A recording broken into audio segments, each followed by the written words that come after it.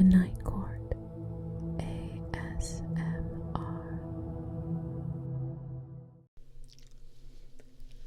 Hello, darling, and welcome to the Night Court.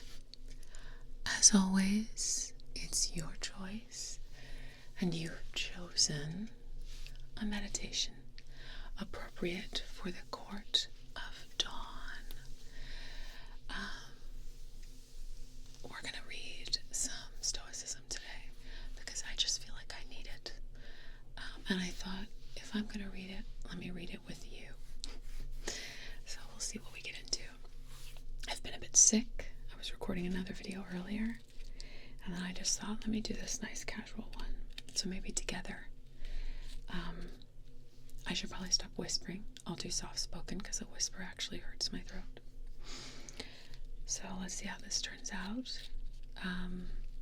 I really love ASMR videos where someone has a hard candy in their mouth, and I hope you like this because I'm going to do it with a-holes so that I can keep recording. And let's open this up together.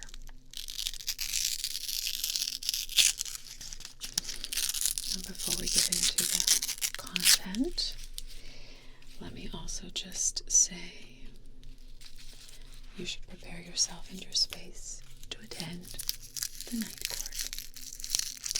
We can be talking in one ear and doing triggers in the other, right? You can handle that. This is not actually binaural. We're using this in stereo just as a warning if you were looking for binaural.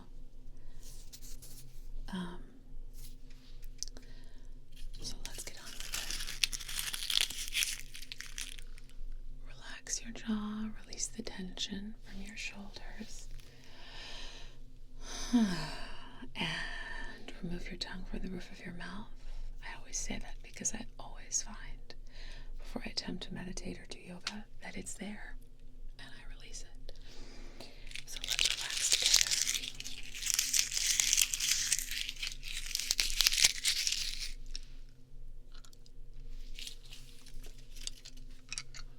With my halls, my cough drop.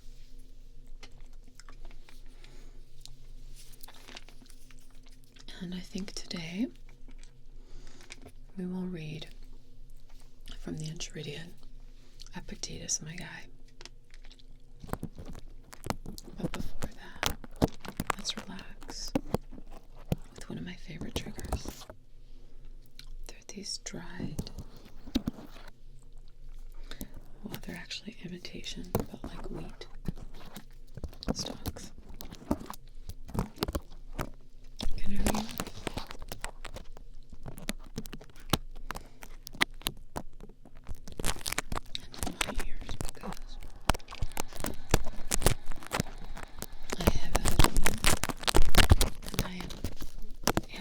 Myself a little bit.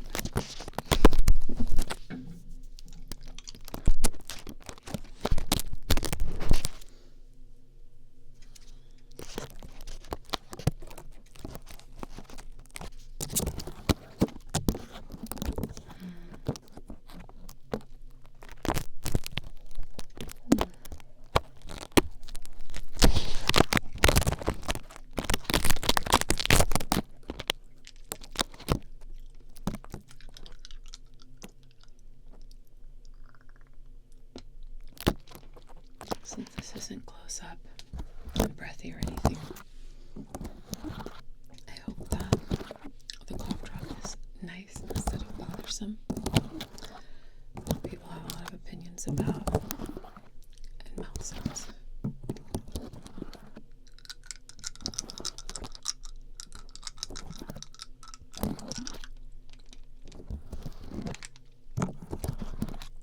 But it's helping me get through the video, so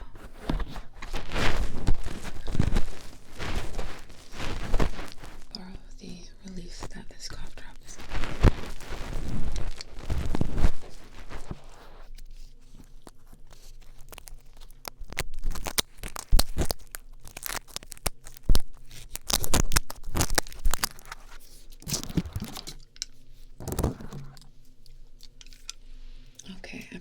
So where shall we begin?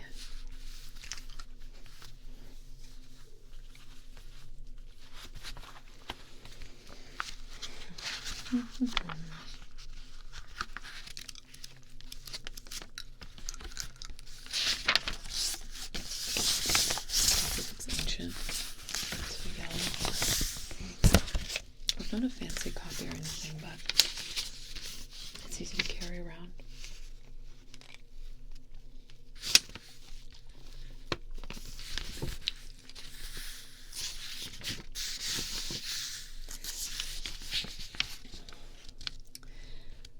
Remember that desire contains in it the profession, hope, parenthetically, of obtaining that which you desire, and the profession, hope, in aversion, turning from a thing, is that you will not fall into that which you attempt to avoid.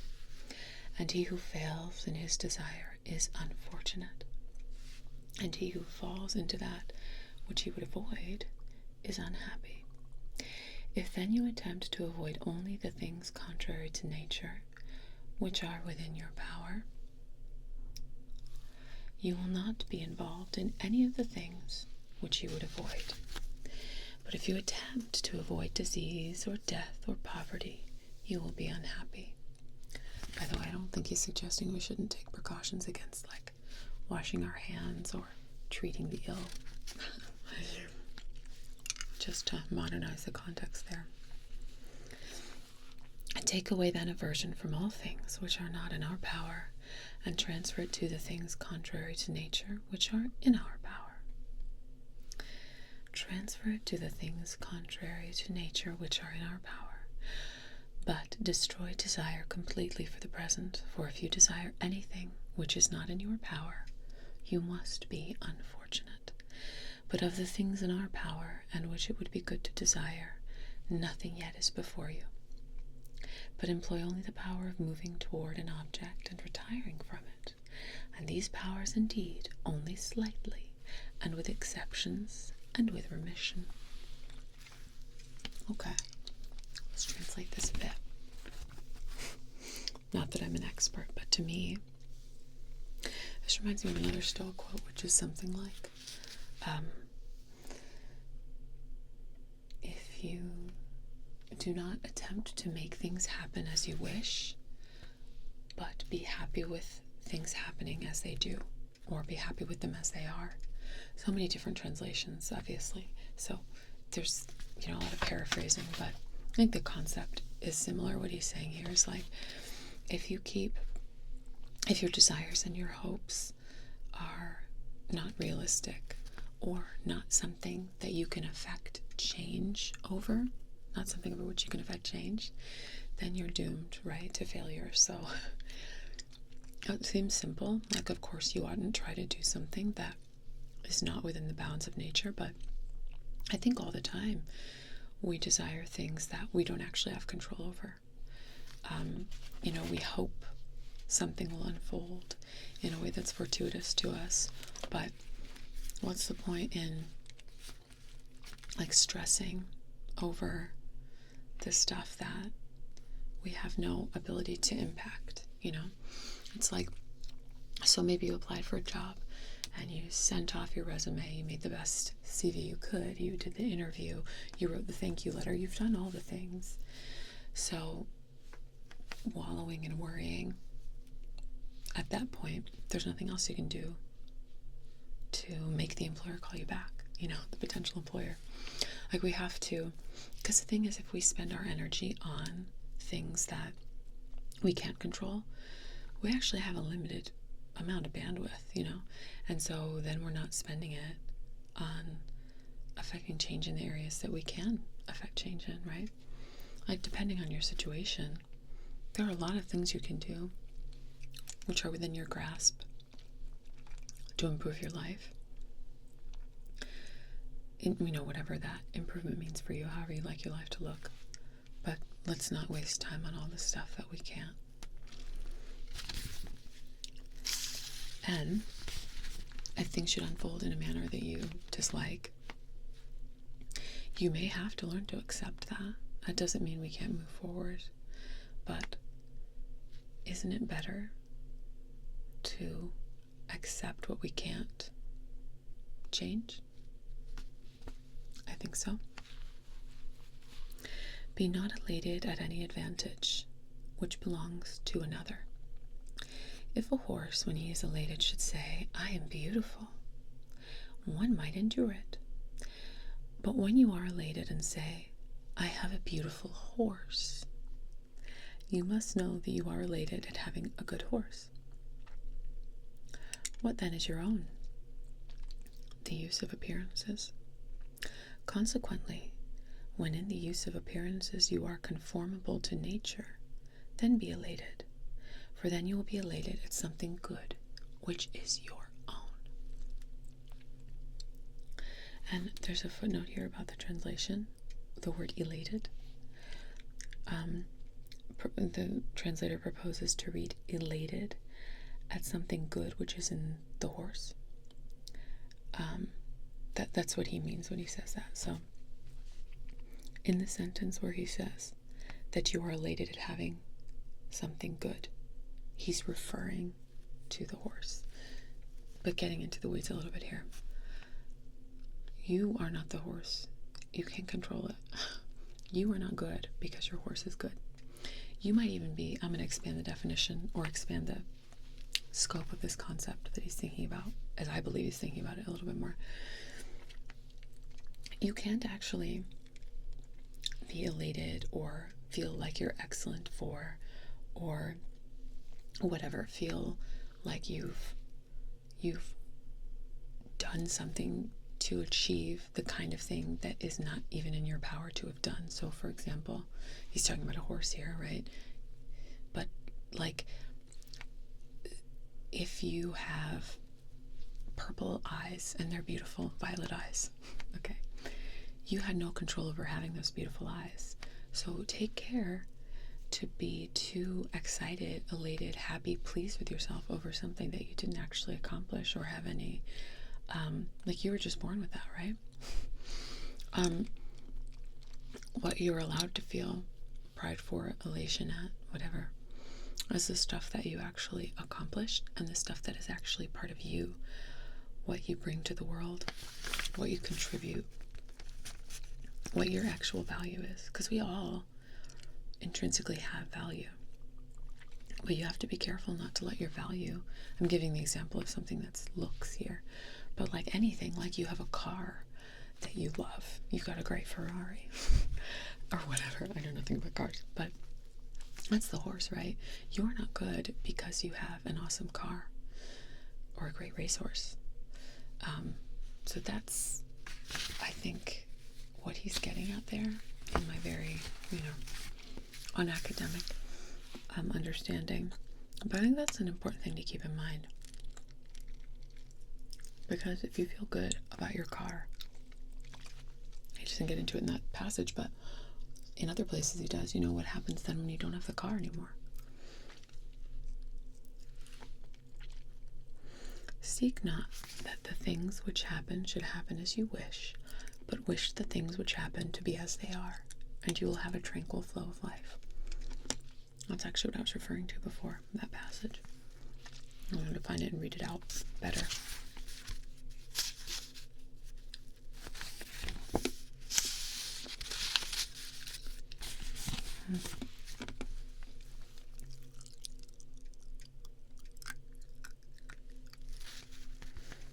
My cough drop is actually helping me.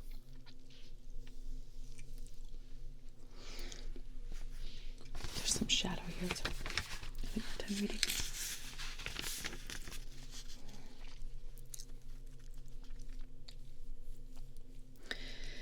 If you would improve, submit to be considered without sense and foolish with respect to externals. Wish to be considered to know nothing, and if you shall seem to some to be a person of importance, distrust yourself, for you should know that it is not easy both to keep your will in a condition conformable to nature and to secure external things. But if a man is careful about the one, it is an absolute necessity that he will neglect the other. If you're too worried about external things, you naturally have to neglect the internal. And there's another quote I've read of his elsewhere about how you must be content to be thought foolish when you're first learning to do something. This concept, I think, is really important to remember. If you would improve, submit to be considered without sense, and foolish with respect to externals. So, like, if you're obsessed with how you're perceived, you're never going to learn to do a new thing, right? If you're trying to learn to dance or play guitar, like, there's no way you're just going to be a savant right from the outset, unless you are in that one area. But nobody is naturally good at all things. So you got to just toss that aside. And you have to feel comfortable saying, I don't know a thing. Oh, that's a very important lesson for us all. I think there's this tendency, and this has probably been true forever. I was going to say in our current society, I think this is just true all around. For people to feel that they ought to know something, like when asked for an opinion on a topic, instead of just being comfortable saying, I don't know enough about that to answer. I noticed this, and it might just be because of the internet, because of videos like this, and the fact that we all kind of can have a platform if we want one. God forbid I'm contributing to the din, but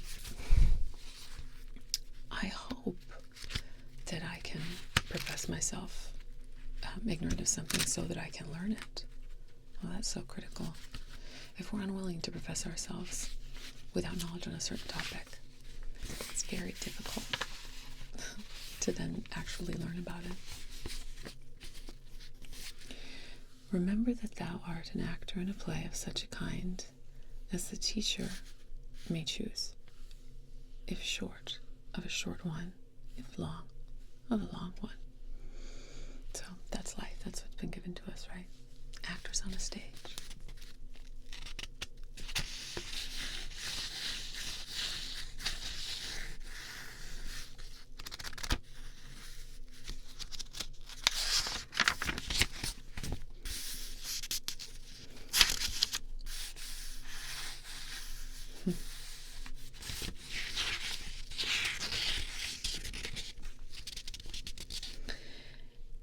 If it should ever happen to you to be turned to externals in order to please some person, you must know that you have lost your purpose in life.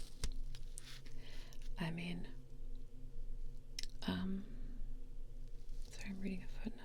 If I please men, I should not be servant of Christ. He talks a lot about externals, right? And I think we all kind of know what that means broadly. To just be concerned with the superficial things that are outside of us. The idea all around in Stoicism, as I see it, is that you will be happier with everything else once you get things right with yourself, right? And so we see this coming up again.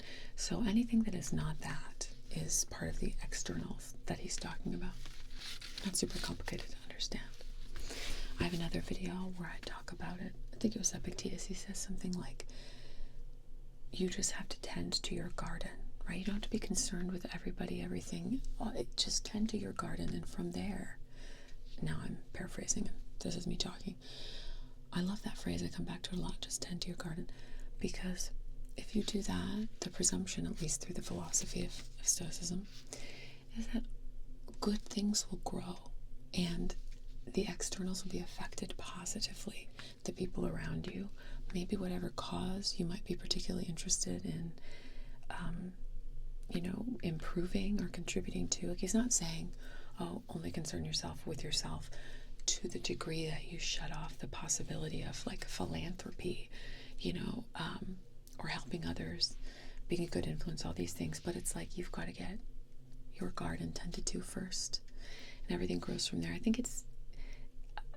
I can't say for certainty that it's never happened, but I think it's difficult for a rotten person to improve the lives of the people around them. So like, if your garden isn't growing and it's rotting or whatever, I'm really extending this metaphor, but how are you going to go out and create, flourishing in the people around you? So tend to your garden. Go back to the beginning of that quote. So if it should ever happen to you to be turned to externals in order to please some person, you must know that you have lost your purpose in life. Be satisfied then in everything with being a philosopher, and if you wish to seem also to any person to be a philosopher, appear so to yourself, and you will be able to do this. Stop worrying about what other people think of you. Ooh, that's a really tall order, and it's like something we've heard about 1,000,000 billion times our entire lives, but we continue to do it. Sometimes I'll have a thought, and I don't even know where the voice is coming from that's naysaying it, but I have to remind myself, first of all, most people are far too concerned with themselves to care about noticing me or whatever I consider at that time to be my shortcoming. But also, like that voice, the voice of criticism, it's just another one of my own voices. It's all my own voices in me. So I've internalized someone else's at some point. But if you're going to go around being concerned about what other people think, you better know exactly who the other people are. That's what I think. This is something I've been considering a lot lately. It's such an oft-heard phrase, oh, what people will think, right? Who are the people? Who are the people? 9 times out of 10, it's internalized voices. And the people are you. Be satisfied then in everything with being a philosopher, and if you wish to seem also to any person to be a philosopher, appear so to yourself, and you will be able to do this. Sorry if I'm coming across as like life coachy today. I don't mean to. I just get excited about certain concepts, especially when I think about how they apply to me and, you know, how I can improve my small corner of the world. But I do think it begins with tending your garden. Yeah.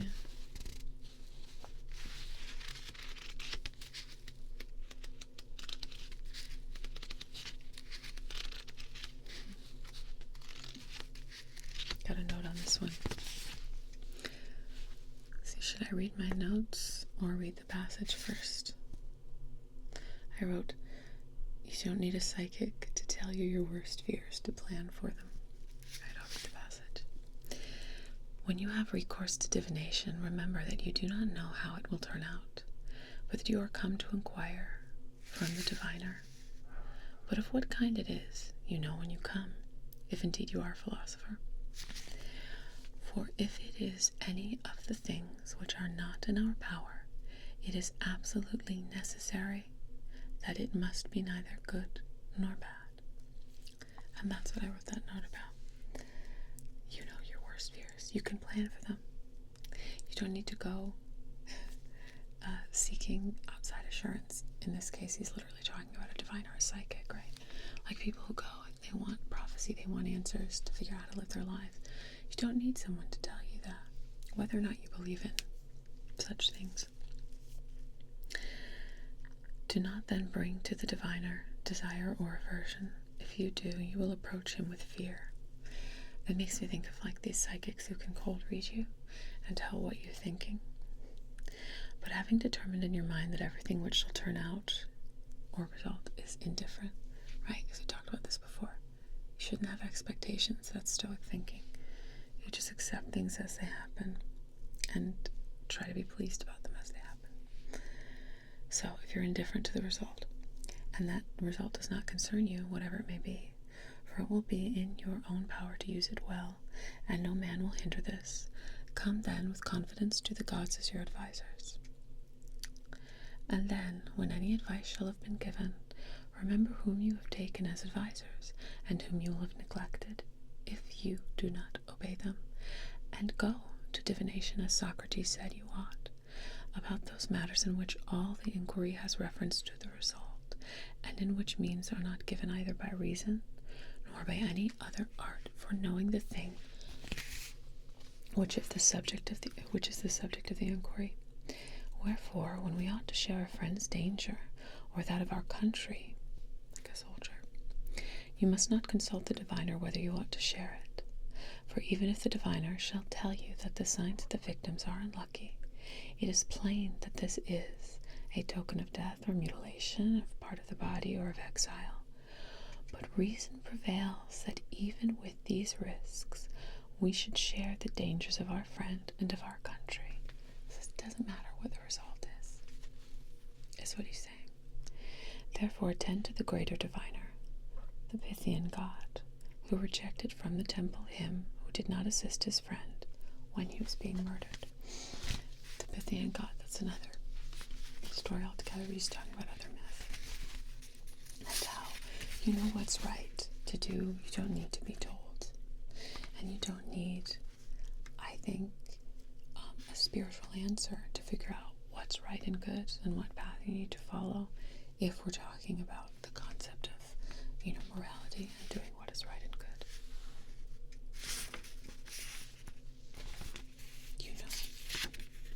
You have a compass. And you can fear set more often than not all on your own. Right? It's this concept that you're worried about something and you say, what's the worst that could happen? And maybe you plan for how you might deal with the worst that could happen, sure. Depending on what it is, you may actually be able to do that. More often than not, it doesn't come to pass. But when you thought about the worst that could happen, that's temperance, right? You can practice indifference to the outcome.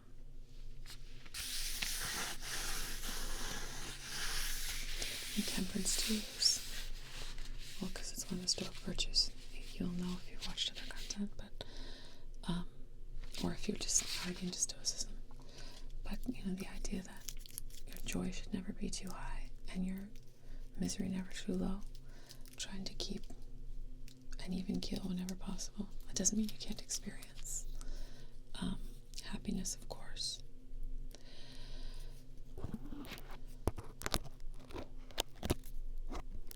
But I think what he was talking about there in that last passage falls into that category of the virtues, temperance. That's part of what fear setting is, isn't it? What's the worst that could happen? Helps you not be too attached to a thing you care about. And I'm not saying I'm perfect at all this. I certainly care about things I shouldn't. Some material things I shouldn't care about. No, I'm definitely not perfect. But this idea that if you love something external too much, you gotta find a way to be more indifferent to it, because you may lose it, and then where will you be? So setting fears around that kind of thing should be relatively easy to figure out. If you have assumed a character above your strength, you have both acted in this matter in an unbecoming way, and you have neglected that which you might have fulfilled. If you have assumed a character above your strength, I don't know exactly what he means there. I think he's talking about sort of pretending to be someone you're not. You have both acted in this matter in an unbecoming way, and you have neglected that which you might have fulfilled.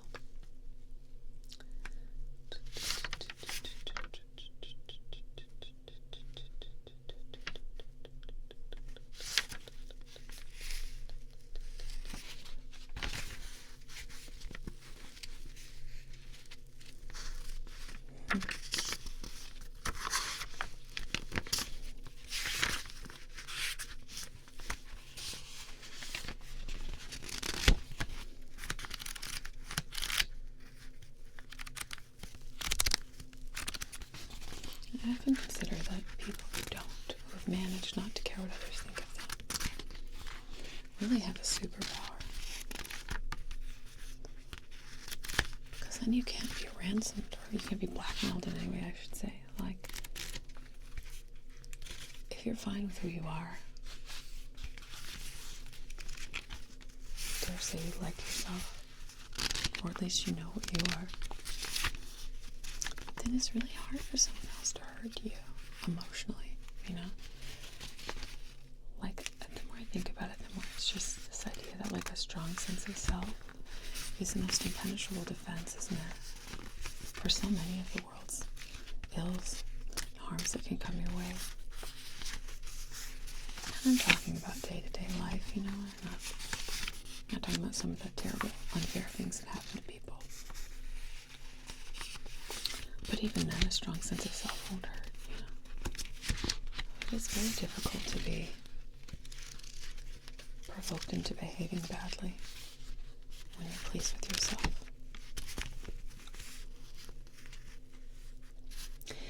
If you begin by admiring little things, you will not be thought worthy of great things. But if you despise the little, you will be greatly admired. Nothing is smaller, meaner than love of pleasure and love of gain and pride. Nothing is superior to magnanimity and gentleness and love of mankind and beneficence, which I think we know instinctively. If a man should transgress moderation, the things which give the greatest delight would become the things which give the least. So don't do too much, don't go too far. Elsewise you'll end up worse than when you began. Getting drunk is probably the best example of that. That's low-hanging fruit, I know, but yeah. Excesses. Do not give judgment in one court of justice before you have been tried yourself before justice. Do not give judgment in one court before you have been tried yourself before justice, meaning justice in a much larger sense. Don't dole out judgment if you are not above it yourself. And most of us are not. You will fail or stumble least in your judgments if you yourself stumble least in your life. If you are unassailable, then you'll be wrong less often when you judge others. I think unassailable meaning like morally, behaviorally, etc. It is shameful for the judge to be judged by others.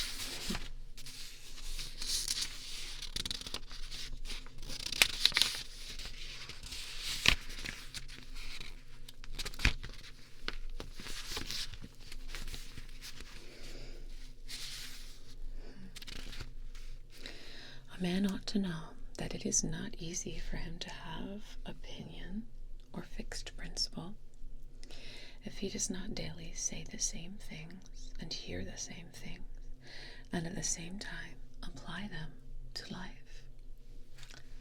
Don't be a hypocrite. See Amanda translation.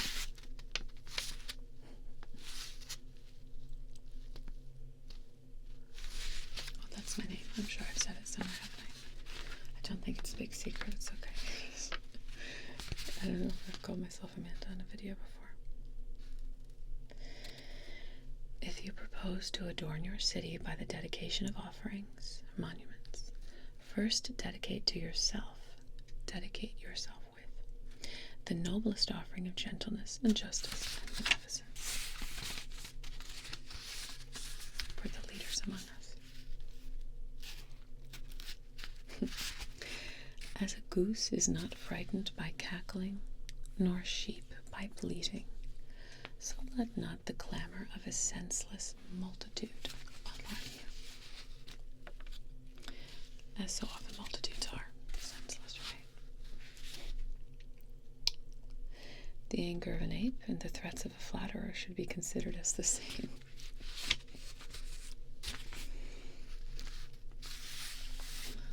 A man should choose or pursue not every pleasure, but the pleasure which leads to goodness. I mean, the thing that most often misleads us into poor life choices is the pursuit of pleasure, right? Or the, as Freud would say, pursuit of unpleasure. Which is to say, not that I'm a big Freudian, but I just remember reading some stuff that he'd written, and that term stuck with me. This, like, instead of calling it the opposite of pleasure, he would say unpleasure. It's not a real word, but it is in the Freudian tongue, I guess. And it just makes me think how most of life is either running away from displeasure, unpleasure, things that hurt, and toward pleasure whenever possible. And I think it's really easy to get caught up in that, and if we're not careful, it just becomes all about avoiding painful things. Like a whole life can just be an avoidance of painful things. And who wants that?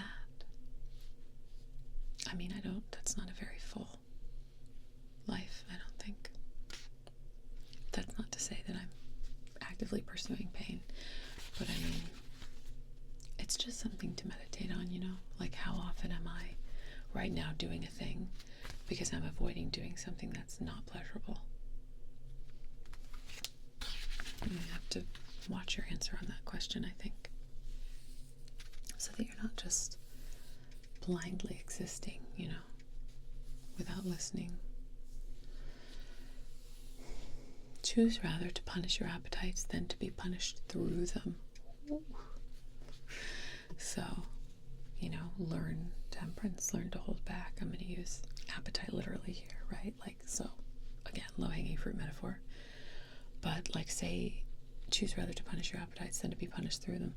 If you are someone who, gorges yourself maybe or something like that, or you have strong appetites in a certain direction, like, you could be punished through them also. Then if you love eating too much, all someone has to do to punish you is to take away the food. It's a super simple metaphor, but you don't want to be ruled by your appetites. The vine bears 3 bunches of grapes. The first is that of pleasure, the second of drunkenness, the third of violence. I mean, I like wine now and again, I will be honest, but I totally get where he's going with this.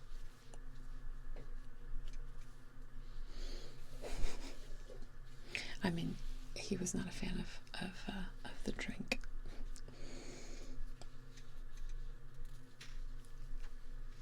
If you always remember that whatever you are doing in the soul or in the body, God stands by as an inspector, you will never err or do wrong in all your prayers and in all your acts, but you will have God dwelling with you.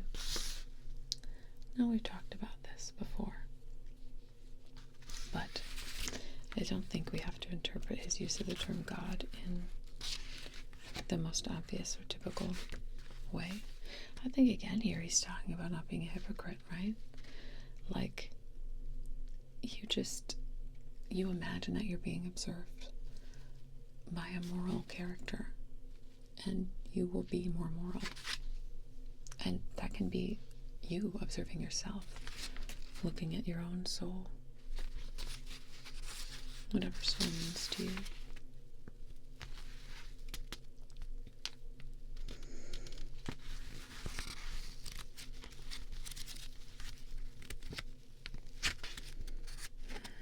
No man is free who is not master of himself. And Epictetus would know a thing or two about that, given that he was a slave. A lot of the Stoics were wealthy, well-positioned men, and that's a criticism that's occasionally lobbed at the philosophy. And I don't think there's any one true perfect philosophy, but Stoicism gets at a lot of things I think are really practicable and actionable for daily life. Maybe some of this is on repeat. Maybe you're just now watching my videos for the first time. I talk about that sometimes. I think, I find it really useful because it's so practical. But I do know that there are some failings, especially when you look at who were the prominent Stoics, and Marcus Aurelius was an impersonal. But Epictetus flies in the face of that because he was a slave. One of the reasons I like his stuff. But in any event, at the end of the day, really, wisdom can come from anywhere. And I don't have to... Like, if you're waiting for the perfect avatar from which your wisdom and life practices should be delivered, you'll probably be waiting a long time, because nobody's perfect. And there's so much good in Stoic philosophy, and I wish that more, present day rulers would give it a glance. if you're still with me at the end of this rambling video, and you've never seen any of my other videos on Stoicism, which I, by the way, don't expect you to listen fully. I just like to read things that I enjoy reading in a voice that hopefully you enjoy listening to, but I'll read the back to describe a bit about who Epictetus was. Although he was born into slavery and endured a permanent physical disability, Epictetus, who lived in about 50 to 130 AD, somewhere in there. I don't think it's possible to be totally exact, although maybe he did live quite that long, but this is ancient stuff. He maintained that all people are free to control their lives and to live in harmony with nature. We will always be happy, he argued, if we learn to desire that things should be exactly as they are. After attaining his freedom, Epictetus spent his entire career teaching philosophy and advising a daily regimen of self-examination. His pupil, Arianus, later collected and published the master's lecture notes. The Enchiridion, or manual, is what it would mean in English, is a distillation of Epictetus' teachings and an instructional manual for a tranquil life, full of practical advice. This work offers guidelines for those seeking contentment, as well as for those who have already made some progress in that direction. And with that, I will say good night. Thanks for reading with me. I never regret spending time on these old texts. How amazing that we can find relevance in things this old, and how lucky that we can find things this old. Oh, I love the printed word. Good night. Good night. And remember, no man is free who is not master of himself. Good night, darling.